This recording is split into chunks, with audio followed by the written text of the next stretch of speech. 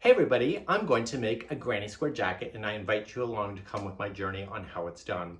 But knowing myself in that I get hot, I wanted to change the yarn to 100% cotton using Lily Sugar and Cream by yarnspirations.com.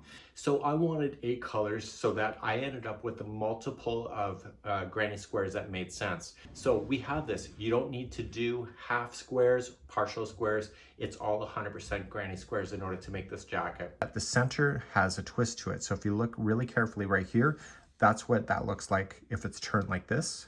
And what I did after I got that done, I slightly did a twist to it so that it looks like this in the center instead of like this.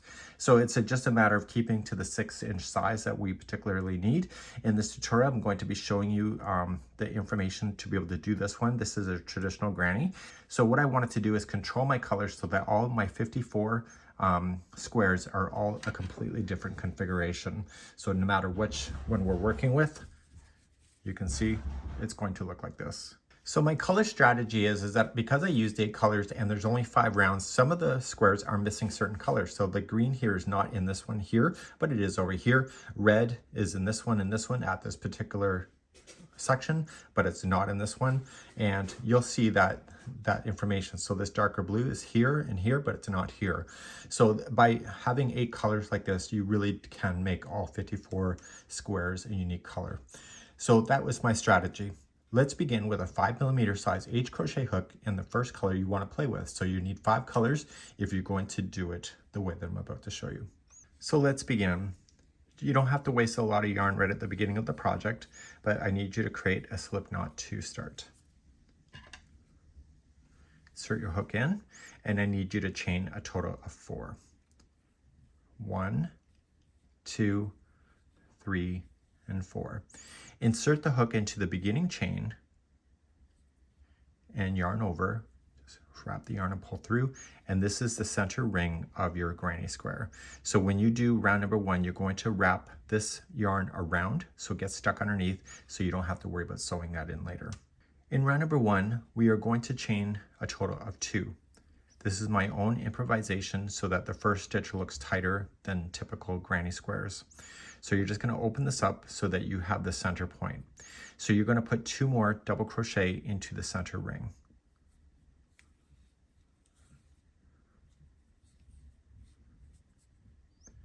I always find when you start a granny square and there's a chain 3, it looks always sloppy. So by changing it to 2, it's better for my purposes. So when you turn the corner, you're going to chain 3. So 1, 2, 3. And then the center again. So this is just wrapping around the outside so it gets stuck underneath, and 3 more double crochet. So if you don't wrap that around to be part of it, you're going to have to sew that in later.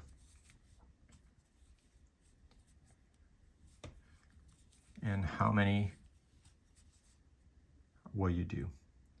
Okay, you'll chain 3 to turn, then 3 more double crochet in. I'd recommend you weave in your ends at the end, or at the end of each of the rounds. I did all of my squares and then I wove in the ends, which took me approximately about 5 hours to do by the time I did 54 squares, and I did have help. So chain 3 to turn, and you're going to do your last one. Okay, and so the 3 double crochet in. This is your last side. And if you've been dragging that straggler, just toss it to the back out of the way and chain 3. And slip stitch it to the first one, chain 2 of the grouping of 3. So it's right here. So this is the top of one, top of the next one. This is the top of the chain 2, and slip stitch in. And what I'm going to do is that I am going to just create a little bit of a longer strand so I can use a tapestry needle later. Cut that. But before you continue on, you're going to yarn over, pull it through that loop to lock it. And in the next chain, okay, right here, you're going to go from front to back, pull that yarn through. And in the next chain, from back to front, pull through. So this yarn stays on the back side of the project and it's hidden within the corner itself. If you did go over top of the straggler, now's the time to turn it over, and you can snip that right down. That should never fall out. So unless you did what I did, you'll be good. It won't never fall out. So we're gonna move on to round number 2 next with the new color. So I just create a little bit of a longer tail so that I can have something to sew it with later. And you're going to create a slip knot for your hook. And how we're doing this is standing double crochet. I always find when you chain 3, you see how it doesn't look the same? This is chain 2. I want to do a standing double crochet instead. So all of my 54 squares were standing double crochet. So that means you really cannot tell the way that it looks in the very beginning versus the others. So you pinch, wrap the hook, and when you go in, you want to go up over top of that straggler as well. Okay, going in, pull through 2 and 2. And you're going to pull that a little bit tighter, but it's not until you get the tapestry needle on there that you're going to be able to secure that fully. So continue the next 2 stitches right up over top of that strand as well. So into the same space. And this will be 3 double crochet into that beginning space. You're going to let that straggler fall out to the back, and then you're going to chain 1 and then go into your next corner. So the corners on this one here will be 3 double crochet to start. So we have 1, 2, and 3. And chain 3 will turn the corner. Coming into your corner here. Okay, you're going to go and put 3 more double crochet in.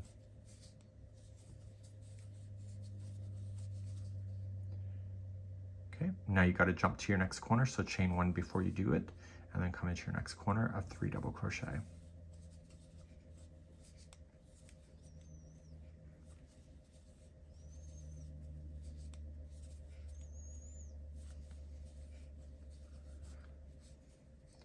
Okay, chain 3 will turn the corner, and 3 more double crochet into that same one.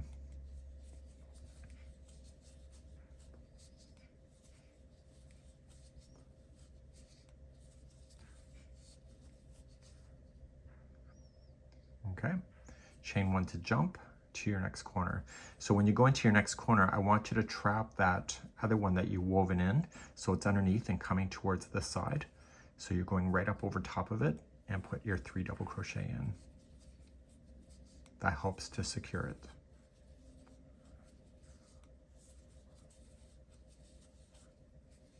Okay, chain 3 to turn, and 3 more double crochet into the same corner.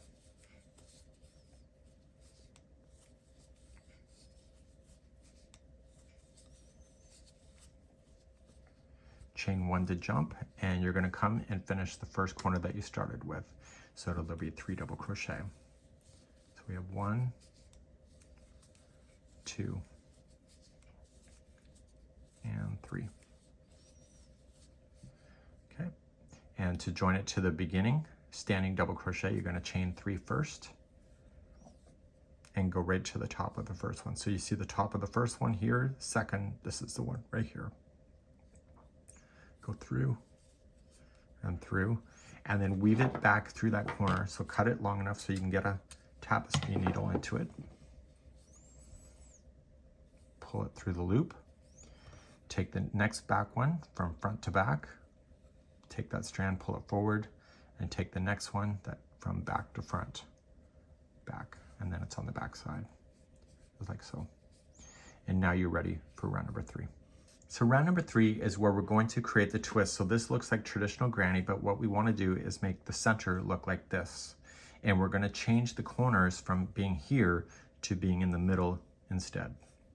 So how we do this is that we're going to create a slip knot onto your hook, and you were going to come to the middle chain space on any one of the sides. And when you attach, you're going to do a standing double crochet. So just get ready, pinch, yarn over and into that space. Make sure it goes right up over top of the starting strand as well. So pull through 2 and 2. And then you can pull that a little tighter. So you're going to put 2 more double crochet into that same spot.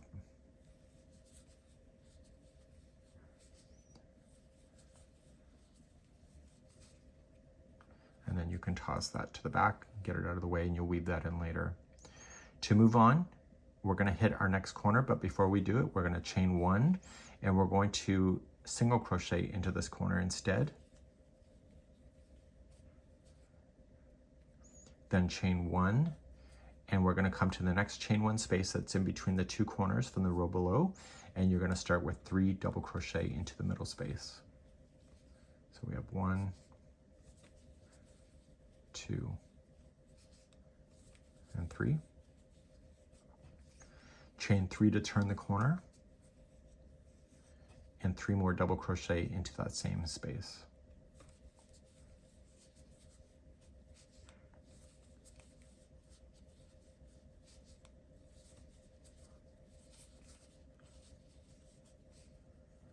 Okay, now we have to get to our next corner, but we have to chain 1 before we do it. So chain 1 to jump, and then in the next corner, single crochet. Chain 1 to jump, and then you come into the next middle space here and do another new corner. So 3 double crochet,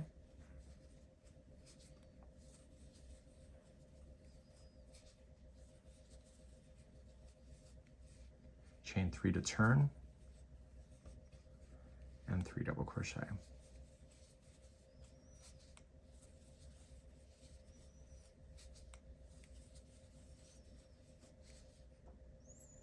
Chain 1 to jump, come to your next corner that is right here, single crochet in it,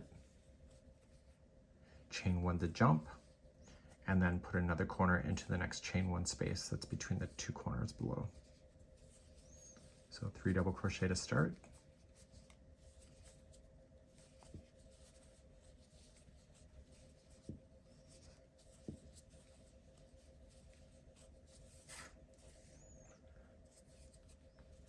Chain 3 to turn, and 3 double crochet in.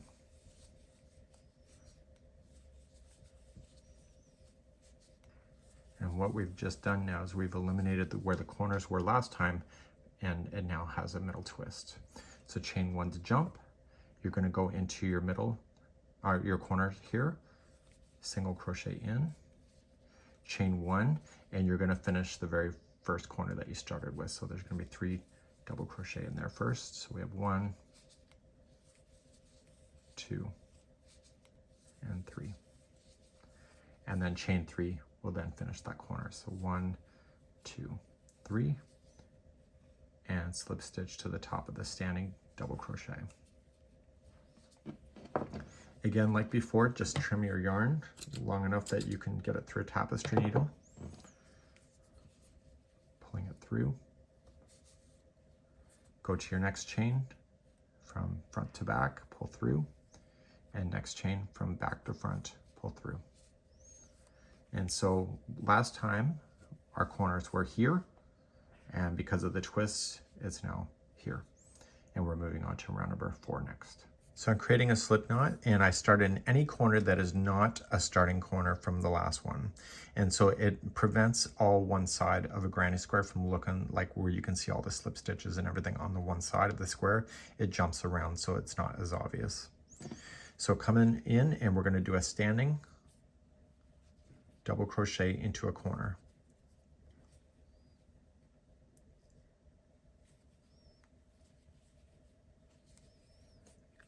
And then this row, it's only 1 more double crochet in. So this row only has 2 double crochets into the corner. We're then going to put a double crochet in each one of the stitches across. And if there's a chain 1 space, which is coming up next right here, go right into your space. This is a single crochet below, you go right into that same stitch, and then the next one is a space. So just remember in the middle of each side that there's a space to do the single crochet and the double crochet, or the next space on the other side. So you're just going to double crochet yourself in every stitch and space to the next corner. The next corner, see where this yarn is coming out here, make sure it's over here, and when you go over, you have a nice clean section. So it's going to be 2 double crochet in, chain 3, and 2 double crochet.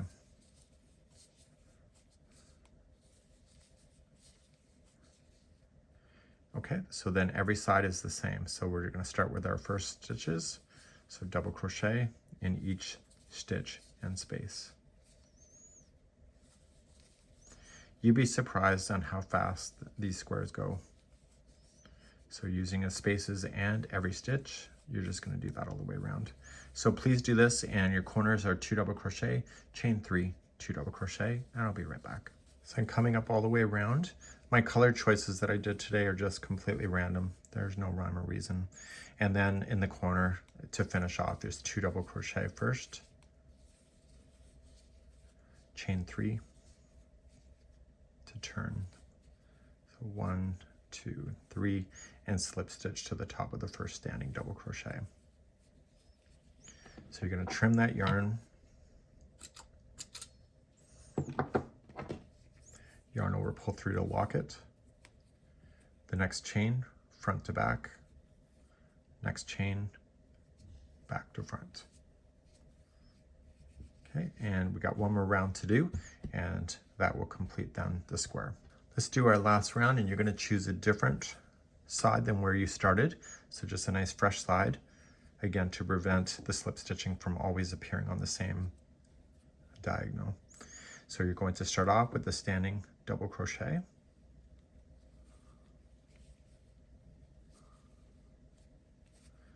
Pull that a little bit tighter, and then another double crochet in. So the corners are slightly different on this one.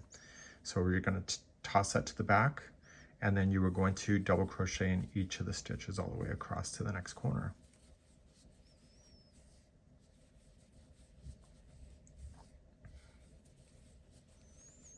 So this is a cross between a traditional granny square to a granny square with a twist to a solid granny square, all in one square.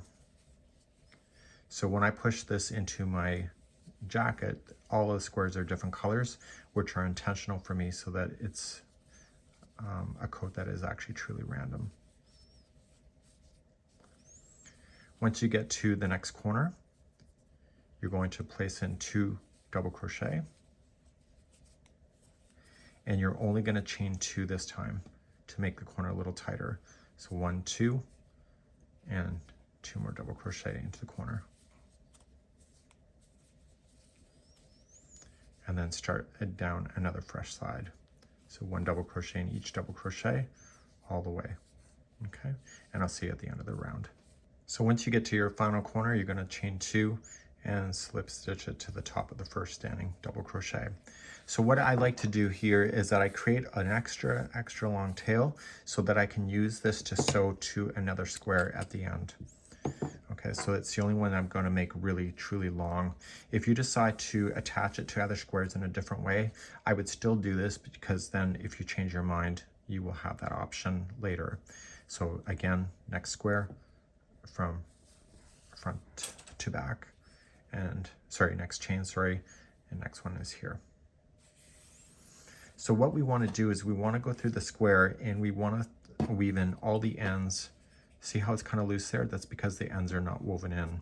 So we want to go through, turn it to the back side, and start weaving in the ends. I will demonstrate on how that's done, and then you can do all of your squares the same way. So your middle one has already been cut out because you did that when you started, hopefully. And then the rest of them are all kind of hanging out. So you want to get a tapestry needle in position to be able to do this. So what you want to do is, this is the back of it because all the strands are hanging out, and this is the good side. You never want the needle to come to the good side of the work.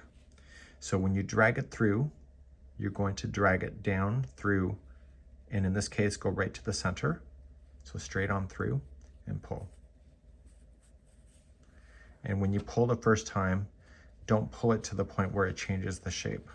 Just taut, as they would say. And then you're going to go through a slightly different path, going back up. So this needle never goes and is visible on the front of the work. And then through again. You're better to go and split plies up than you are to go between the strands. So keep that in mind. So if things pop out on you, go between the strands because it's so much harder to fall out. and then you can safely trim that down. So all you need to do is that you just need to go through your squares, or all of them. So in this case, this is okay. That's the standing, okay? And if you do want to pull it out and make it differently, you can. We just kind of covered over top just to get it out of the way. But if you want to get rid of that line completely, you can do so. I didn't on my sample. Coming through, and again, staying to the back of the project, you're just going to weave it through and only stay within that color. But the first pull is always the one that's going to make the most difference.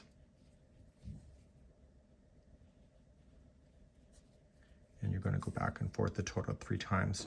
Now, I have no adversity to weaving in ends because it's the end of the project. So the hard work has already been done, and the weaving does take a bit of time to go back and forth, but then you end up with a great granny square in the end once you have everything woven in. We're going to go back to the pattern now and talk further on the next steps. So for my particular sample that I'm doing for my size, it's extra large to 3 extra large. And so this is the configuration of what I need to do. So what I'm going to do is lay this out on a table and actually get the configuration. So see, this square here is the same one as here. So half of it is sewn here, the other half is sewn the other side to give it the illusion of the sleeves that you'll have. Okay, so this particular side and this side will come together to create the round circle for where your hands will pop out of. So this is the back shoulder line, just like you see. And so what we want to do is lay this out. And so I'm going to go to a larger table, match the configuration, and then we're going to go from there. Main surface, we have all of the different squares that are done. I actually have 54 here for my size. So now is the time to change the way that it looks. So all I'm going to do here is when I go to layout, I'm just going to pick random of what's in my pile to be able to start. And if I don't like anything at any point, I can just switch things out that I want to do. I kept the longer tail so that I can use that for sewing if I want to, but all I want to do is take this sheet and make it match to the table here, and I'll be right back. So what we have now is the larger size. So this is the same. So this is what we have. And so you'll see that the angle of the dotted line is here. So instead of folding the square in half like this, you're folding it in half like that. And that is underneath to make the sleeve a little bit shorter. So again, I'm lacking table size. So I have everything laid out. So I'm gonna look at it. If I'm happy with it, yes or no, it could be completely random. So when you're attaching something like this, is that you're gonna put it in half, and this will attach to here, and then on the other side, once you fold it, the other side will attach here, and then this will attach to the tops here to make the sleeve come down. And it's actually really quite simple when you think about it. So here we are back on the table, and I want to show you 2 ways to attach it. You can either do a whip stitch, or you can do as a slip stitch assembly, which is a lot faster. So with it laid out, I always be very strategic. So just don't randomly hit this thing, and you can either go in a vertical way. So you're just going to attach all the way going vertical, and you'll do all your verticals, and then you'll come back and you'll do all your horizontals at the same time. So whatever you need to do makes it work. Now I had you keep your strands longer because what you can do is that when you go to sew things together, you always want your strands to be at least one color or the other. So I never want to use white, or I never want to use something that is going to really outstand when you're going to sew together. So what I needed to do is that if I am attaching this to here, I can use green to attach because it's going to get buried in with the attachment here, but it's also, when I turn the corner, I can also use the green to attach here. So I never want to use a color like white, especially with the sewing. Or I could have used the blue to attach, coming on up and using the blue to attach. As long as the color strand is either one side of the square or the other, it will work. And if you have the same color squares on the outside, it doesn't really matter either. You still use the same color. So you want to be very strategic. So I never want to take this green and then go across something like this because there's no green to hide that stitch work in. And let me show you how to do the invisible join. To do an invisible join, you are going to use one of the colors that you're using. So be careful on where these things are. So let me just come on out a little bit.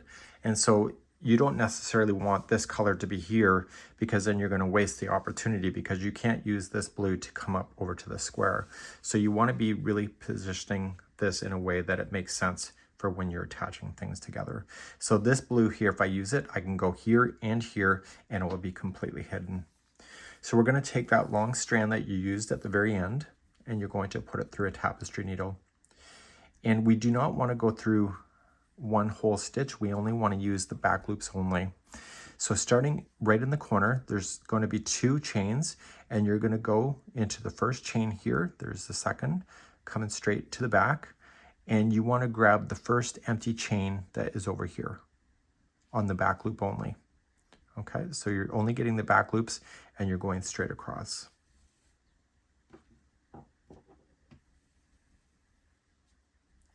So then you're going to come back now, and you're going to come to your first double crochet on this side, the back loop only, and then grab the next double crochet on this side. It's the same stitch count across, so you should never go wrong. And you go straight across and you pull. And when you pull, it will pull everything. So it's, you see how the blue, even though it's attached to the green, gets lost? That's what you're looking for.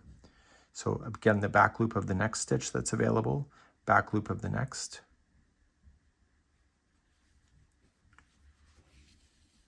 and pull. And every now and then, just kind of pinch it and give it a good pull, and it pulls the attachings together. Some people, like Karen, when they go to sew stuff like this, they don't pay attention to these colors, and then they have a color that doesn't make sense, because you can slightly see this color if you use a different color of yarn. So this is a great way to hide in those stitch ends.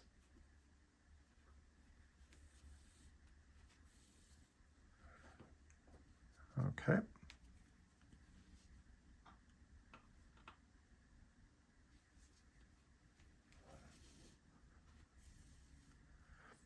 Okay, and so you're just going to follow it across. So when you get to your corner, because this is blue, I'm going to want to turn and go down to attach, because this is still blue, and I'll have to finish my blue here in order to go on. So if I was attaching to another square right here, I could still keep that blue going around and attaching it like so. And you can see that the join is pretty much invisible when you're using this concept. I'm going to be showing you the slip stitch join next. So the next type of join is the slip stitch join. And when I slip stitch, I like to go like this. So I could have done that as well. So I know that this is the bottom of my sweater. So what I'm going to do is that I'm going to go up and start at the bottom of my sweater, go right up over top to the other side using this concept. Create a long loop. And I want to increase my hook size, 1 hook size. So we've been using a 5mm size H. I want to go to a 5.5mm size I. I want to go into the first chain. So there's obviously 2 chains. So I'm going to go to the first chain that is closest to this side. And I want to come to the first chain on the other side here. And I'm going to take this and just create a loop. Do not create a slip stitch, and just pull through.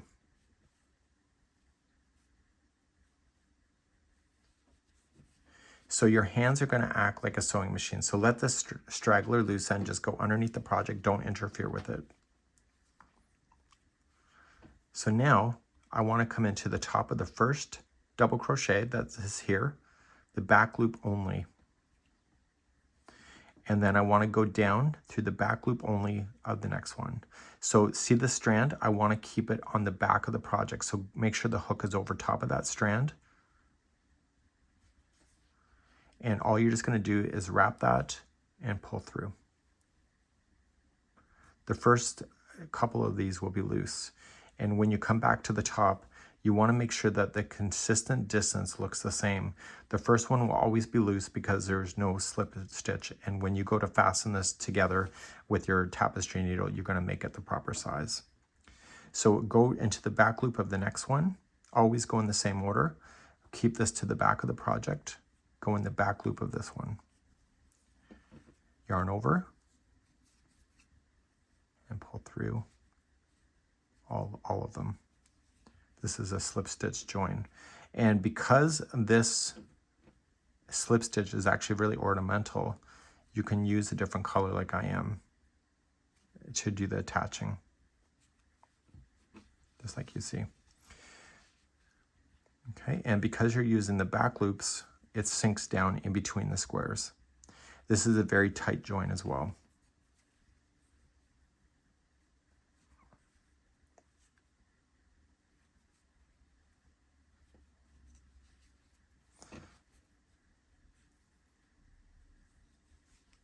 So what I can do is go all the way through and do these, just like you see. So I am going to attach my sweater in this way because it's tighter and I like the look of it. And when I get to the end of these two squares, I just carry on and I continue to go up and just completely jump over. So I will do the chain one space here on the first one, and then when I jump over, I'm going to do the chain one space that is closest to this side here to bring it together in order to have a nice tight join like so. And then the black here is just resting in between the spaces, just like you see. So this is called a slip stitch join. If you need a different tutorial available, you can always find that here on the channel. And so you're thinking, well, you know, you can probably sew it together faster. If you want to, go ahead. You have to figure out what is going to work for you. But once you get in the swing of this, you're going to notice is that it will come together pretty easily. So once you do all your verticals, then in that direction, you're going to come back and do all of the horizontals.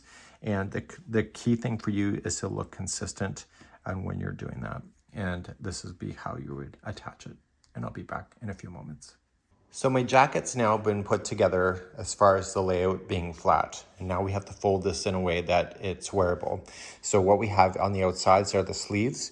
And these ones here, right here, has to be folded in a diagonal and then attached to the other side. And then the same one with this one right here. Okay, as per the picture. And so the arms are going to come out through here. This is the back of the neck right there, and that's a kitty cat. So we're gonna fold that next. So I've now folded it. So this is the outside, so I'll be in the inside of this thing, and the sleeve. So what I need to do now is run a connections point.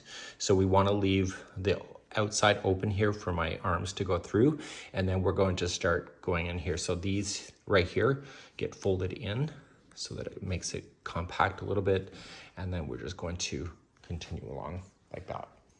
So we're going to come all the way down to the side and then do the same with the other side next. So just continue to do that and I'll be right back. So I'm just starting this, my hand's going to come out here, and so this one here gets folded in half like so. So when I follow it around, I am going to be coming across here. This side goes to here, that side goes to here, and then continuing along on the sleeve. So now that everything is assembled, it still looks pretty pedestrian. So what I need to do now is to work on the bottom edge only. So from one side through the back to the other side here, we're gonna go back and forth with just single crochet rows for 6 rows altogether. So make sure you turn it to the right side of the project. So when you turn it to the right side and I'm crocheting the way that I am, I'm going to start, just turn here. So I'll start here and go back and forth 6 times. So whatever color you want to use, I am going to just start off with the black because I've been using the slip stitch joining so that I have a black consistency, and then I'm probably going to change the color to something else. So now that my bottom is done, I did 1 row of black and then 5 rows of this aqua. So now what we need to do is we need to fill in the space in the center, and what we're going to do is to do basically going around and back and then back over. So we want to start on the right side, so we're going to start here right on the edge and work our way up, a single crochet all the way around. When you get to the bend of the material over here, just don't add any extra stitches, just keep on going, and that will round off your corner and then coming on back down. So turn the corner and come back down. So then the next row is going to be half double crochet, and then the third row in all remaining rows until it's approximately 6 inches distance is that you were going to do a horizontal loop. It's a half double crochet on the horizontal loop. If you see the video description, I'll put a link there on how that stitch is done. It's actually really quite easy, and then it provides the texture, but it's just a matter of getting this first row done. And I certainly have a lot of ends to weave in, and that's just the way it's going to go. So I will see you back here in a few moments.